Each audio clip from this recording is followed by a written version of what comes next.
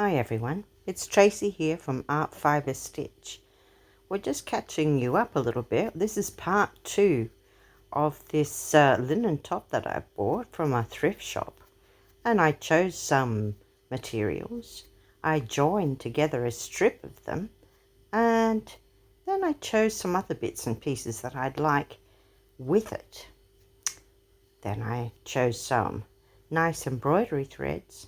I turned the edges of some of them under, like these.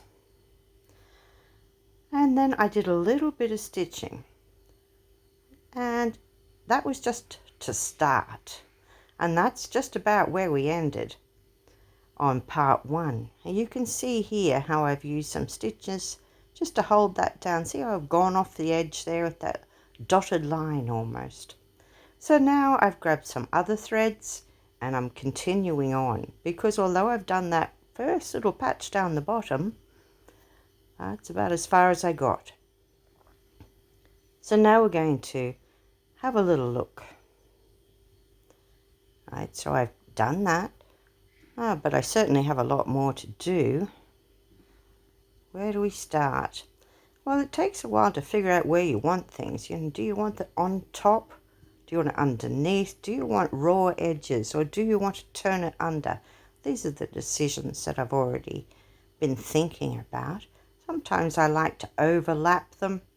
I'm just bringing that little bit of interest. I'm telling a bit of a story. So I'm going to get some thread and do a little bit more. Now these patches here with these lovely, I don't know what they are. Look like rose hips, but they're blue. I'm going to call them blueberries. So the beige background was just a little bit too murky. And I decided I wanted to brighten it up a bit. And I'm using some white standard cotton. And I'm just doing a little bit of seed stitch. That's holding it down. I'll then go around and do something around the edge to hold it down. But in the center, wherever there is that beige color, I'm just doing some little tiny stitches. Seed stitch is just a single stitch in different directions, but it should perk it up, I think. Here it is here. You can see I've used that same sort of creamy white color to add a little bit of lightness, add a little bit of texture. Can you see on this one I've used green, a very pale, yellowy green, and I've used it there too to join on some of these patches. Not all sides, I haven't done it all, but I just like to keep using that thread and then meander through and see where it leads me, and just keep making sure I'm trying to get things started to be stitched down. Can you see up here at the very top? I've actually seen that pattern and I thought, okay, I'm going to extend those lines outside with my stitching. So I like the way that we've tried to weave it all together, this panel of different fabrics. And at the moment I can pick it up as you just saw, and I can shake it around, so that's good. But I've decided some more is needed. Now that little bird is just a little bit too dark for me. I'd like to try and perk him up, and those blueberries. So I'm going to use this shiny, very shiny, pale blue. And I'm going to use just 1 or 2 strands. I'm just getting one out now to try it. And then I probably just do a little tiny bit of seed stitch as well. But see how he's got some light blue areas on both of the berries and the bird. I'm just going to go in those areas and just add a few stitches and try and lighten it up, add a bit of shine. I want that bird to be, I just want to see him more. I love seed stitch. I think that it's very, very useful. I could use it to attach, I can use it to decorate, I can use it to highlight, I can use it to blend, I can use it to shadow. So a lot of things I can do with that. But right now it's holding that piece down. It's adding just a little bit of lightness where I want it, a little bit of brightness. So hopefully we'll see him better. You know, I may end up doing more in the end, but these things keep growing, don't they? There he is there. And see how I've also continued down and done a line like where his wing would be. I'm going over the edges. I'm using that to hold that down. Here I've done it on the blue berries. And also to tell a story.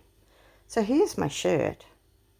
And the next thing that we have to do is decide what we're going to do. This is a beautiful linen cotton blend shirt. It's a very pale avocado green or light khaki. And here's my panel. And I've made it, I'm going to try it in different areas.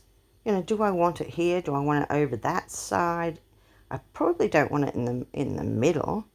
Yeah, and then where does your breast fit? Is it going to sit on it nicely or under it? Or so maybe try it in different places. There I've cut it in half and tried it as different areas or folded it in half.